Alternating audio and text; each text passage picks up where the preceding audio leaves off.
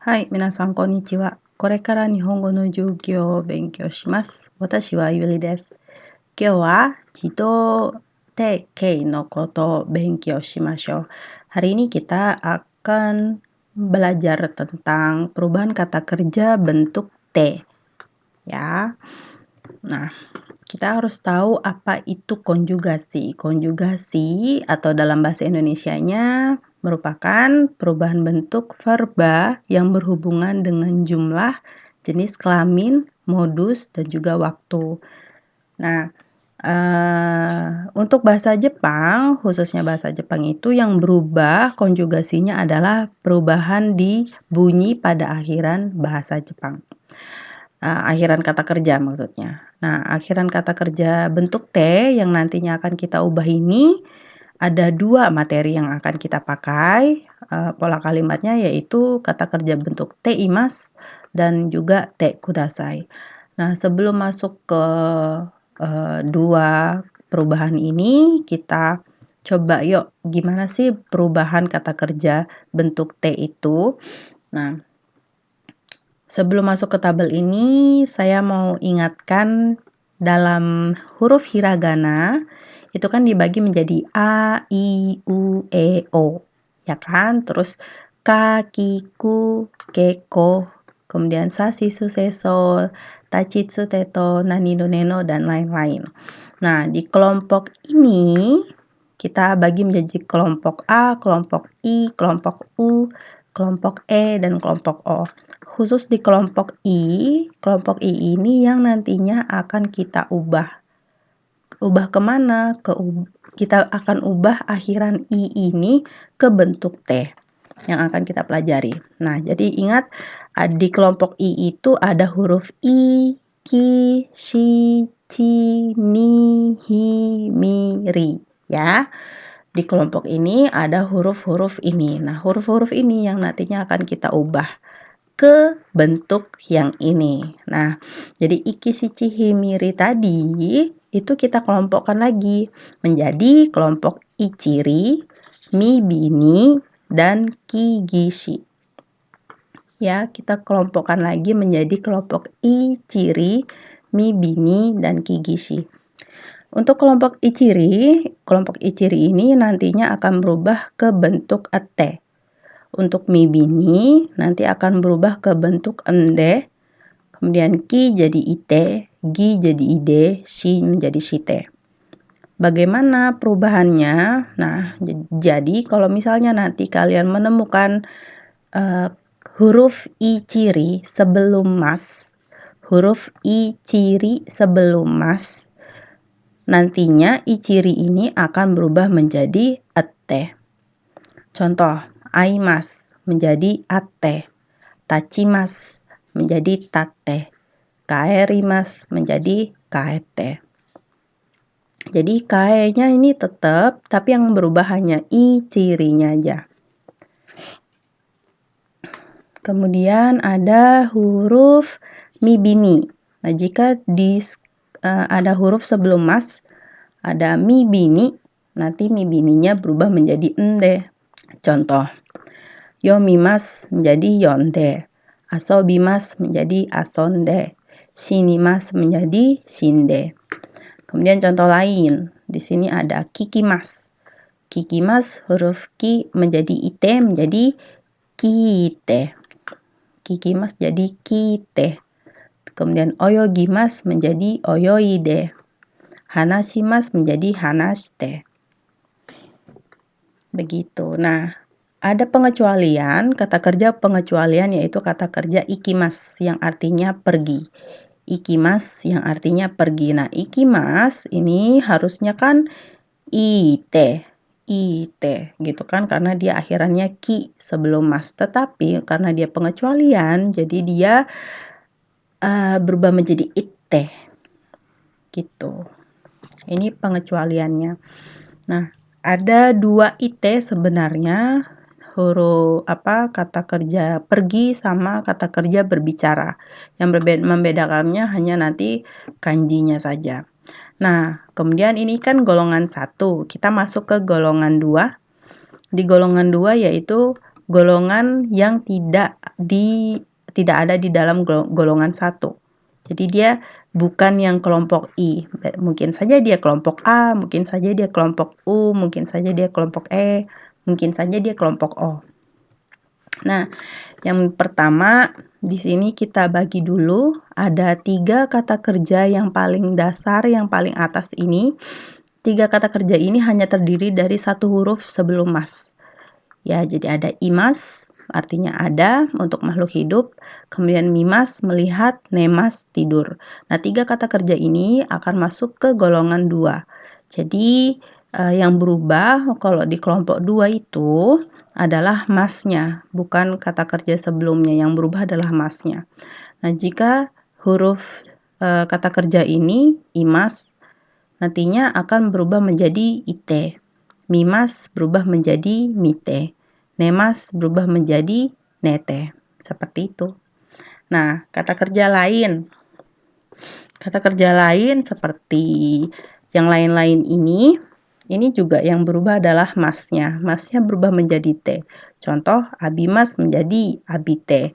Tabemas menjadi tabete. Okimas menjadi okite. Tomemas menjadi tomete. Hajimemas menjadi hajimete. Oshiemas menjadi oshiete. Seperti itu. Jadi yang berubah menjadi ete itu masnya. Nah, masuk ke golongan 3.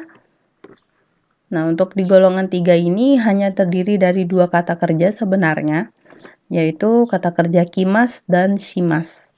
Nah, di sini tetapi ada banyak. Ini adalah kata kerja yang memiliki shimas di dalamnya. Jadi dia kata kerja yang dibendakan. Seperti benkyo shimas, sampo shimas, kopi shimas, keimu shimas. Ini kata-kata kerja yang berasal dari kata benda.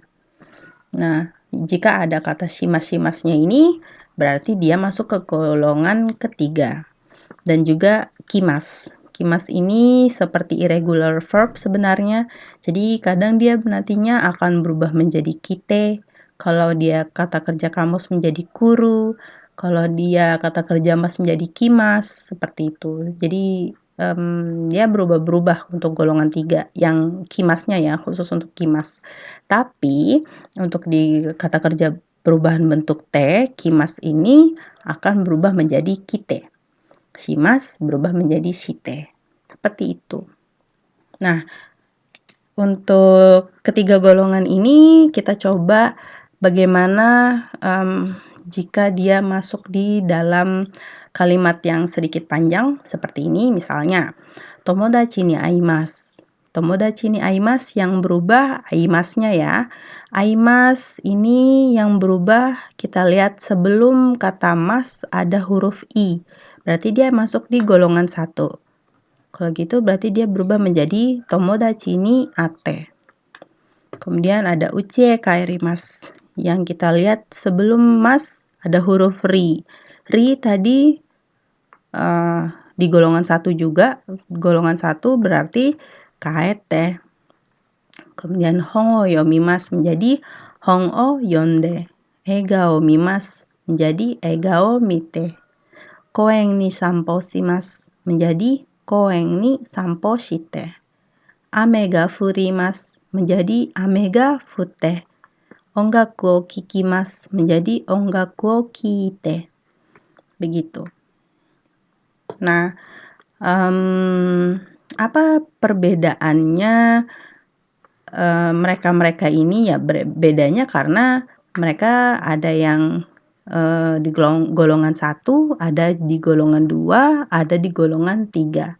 Seperti itu. Cukup kita hafalkan aja. Ichiri menjadi ete, mibini menjadi ende, ki jadi ite, gi jadi ide, shi menjadi shite.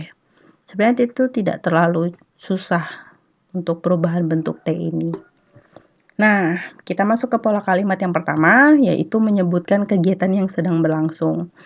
Untuk pola kalimat pertama, kita hanya memerlukan keterangan waktu, kemudian ada juga kata kerja bentuk T-nya, dan juga diakhiri dengan imas. Kenapa diakhiri dengan imas? Karena yang kata kerja ini adalah kata kerja yang sedang berlangsung. Kegiatannya masih berlangsung, oke? Jadi contoh pertama misalnya, Manda-san wa ima eigo o benkyou shite imasu. Sekarang Manda sedang belajar bahasa Inggris. Jadi sekarangnya ima ini bisa ditaruh di depan. Jadi Manda-san wa eigo o benkyou shite imasu. Itu bisa juga, atau Manda-san wa ima eigo o benkyou shite imasu. Nah, tapi yang perlu ditekankan adalah ketika kalian mengakhiri kalimat itu. Kalimat ini harus diakhiri dengan imas. Kenapa? Karena kita akhirannya bukan bentuk T-nya, tapi bentuk imasnya ini tetap. Begitu. Ini kan kata kerja yang sedang berlangsung ya. Kemudian kalimat yang kedua di sini ada Maiku-san wa ima hea ni nete imasu. Maiku-san wa ima hea ni nete imasu. Sekarang Mike sedang tidur di kamar. Kalimat ini juga bisa imanya ditaruh di depan sini. Ima Maiku-san wa hea ni nete imasu. Yang mana aja boleh. Karena ima ini bebas untuk kata keterangan waktu. Ima ini penempatannya sedikit bebas. Tidak harus di depan, tidak harus di tengah. Kalau ini sih masih di depan kalimat. Kemudian contoh ketiga, ane wa ima kohi o nomimasu. Ane wa ima kohi o nomimasu. Kakak saya saat ini sedang minum kopi. Begitu. Nah, contoh lain coba kita mencoba untuk tanya jawab. Misalnya, Aiko-san wa ima nani o shimasu ka? Ima nani o shimasu ka? Apa yang sedang dilakukan Aiko sekarang? Di sini penekanannya ada di kata tanya nani sama ima. Ima nani o shimasu ka? Gitu. Nah, kenapa nani o shimasu ka? Karena kita kan nggak tahu apa yang dilakukan dengan Aiko. Nah, kata-kata kerja melakukan itu shimasu. Gitu. Nanti dijawab dengan apa yang dilakukan oleh si Aiko. Kanojo wa Saifuru-san to hanashite imasu. Kanojo ini arti pengganti dari Aiko-san. Artinya she atau dia perempuan. Kanojo wa ima Saifuru-san to hanashite imasu. Sekarang ini Aiko sedang berbicara dengan Saiful-san. Begitu.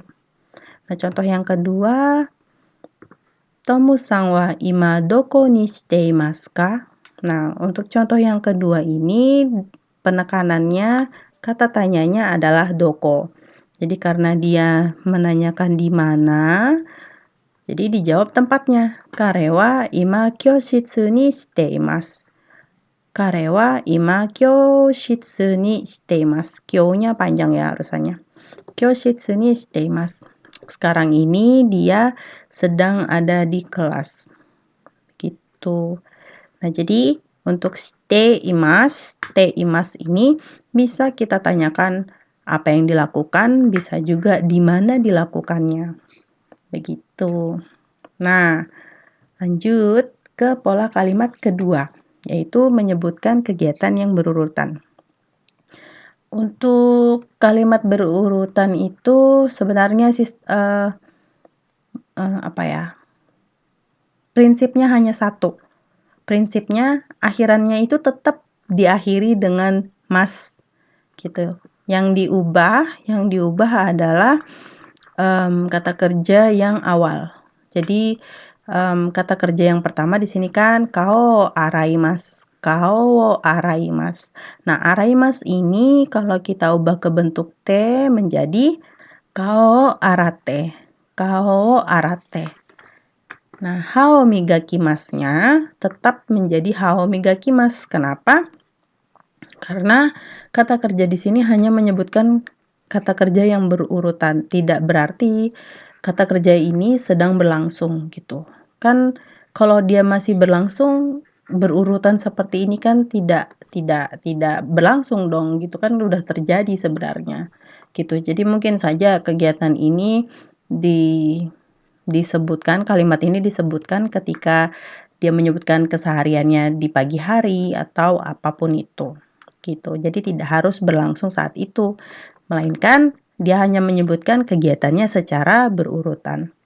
Nah, kalau misalnya kegiatannya lebih dari 2 bagaimana? Nah, kalau untuk kegiatannya lebih dari 2, di sini kita punya shukudai wo shimasu, ongaku wo kikimasu, kemudian nemas ya. Jadi ada 3 kata kerja seperti ini. Berarti yang diubah ke bentuk T adalah kata kerja yang pertama dan kata kerja yang kedua. Kata kerja yang ketiga tetap bentuk mas atau mashita. Misalnya sudah lampau. Nah, yang pertama shukudai wo shimasu kita ubah ke bentuk T menjadi shukudai wo shite. Kemudian ongaku wo kikimasu menjadi ongaku wo kite. Kemudian nemas menjadi nemas, tetap nemas ya. Di sini harusnya salah saya tuliskan shukudai wo shite ongaku wo kiite. Di i-nya 2, kiite. Kemudian heya de nemas. Seperti itu. Nah, untuk kegiatan berurutan dan kegiatan kata kerja yang sedang berlangsung juga sudah saya jelaskan. Kemudian yang terakhir, pola kalimat untuk meminta tolong. Nah, untuk meminta tolong tidak susah, sama seperti yang lain. Tetap kita gunakan bentuk T, hanya saja diakhiri dengan kudasai. Contoh, sumimasen ga kono kanji no yomikata o oshiete kudasai. Sumimasen ga kono kanji no yomikata o oshiete kudasai. Nah, artinya adalah, maaf, tolong ajarkan cara membaca kanji ini. Yomikata itu cara membaca. Kono kanji, kanji ini. Yomikata wo oshiete kudasai. Di sini kata kerjanya adalah oshiete. Oshiete itu dari kata kerja oshiemas. Artinya mengajarkan. Di sini tolong ajarkan saya cara baca kanji ini. Jadi dari belakang begini ya. Nah, untuk sumimasen ga itu di sini ga-nya ini hanya membuat kata sumimasen, yaitu permisi ini menjadi lebih sopan saja, tidak ada artinya. Gitu ya. Maaf, tolong ajarkan cara membaca kanji ini. Contoh kedua. Sumimasen, asoko no mado akete kudasai. Sumimasen, asoko no mado akete kudasai. Maaf, tolong bukakan jendela yang ada di sana. Gitu. Jadi kalau ada kata kudasai, dia pasti pakai bentuk T. Contoh ketiga, sumimasen, chotto borupen wo kashite kudasai. Sumimasen, chotto borupen wo kashite kudasai. Artinya, maaf, tolong pinjamkan saya pulpen. Di sini contohnya sebenarnya mau dipakai mau enggak apa-apa gitu. Jadi contohnya maksudnya di sini sebentar gitu ya. Chotto borupen wo kashite kudasai.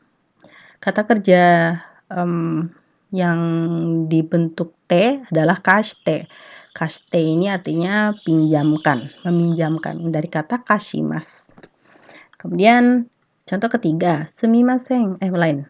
Minasan, shizuka ni shite kudasai. Minasan, shizuka ni shite kudasai. Tolong semuanya tenang. Nah, ini kata perintah ya sebenarnya, tapi dibalut dengan lebih sopan. Shizuka ni shite kudasai. Tolong semuanya tenang. Gitu. Nah, jadi sebenarnya kudasai ini nggak melulu meminta tolong, bisa saja kudasai ini di sini dia memerintah gitu ya. Nah, bentuk T ini juga sebenarnya nantinya akan saya tambahkan lagi tentang meminta izin. Jadi ini kan semua meminta tolong. Nanti ada lagi untuk meminta izin. Di next meeting semoga masih bisa sempat saya jelaskan. Begitu saja. Ja, minasan, kyou wa koko made. Domo arigatou gozaimasu. Mata aimashou.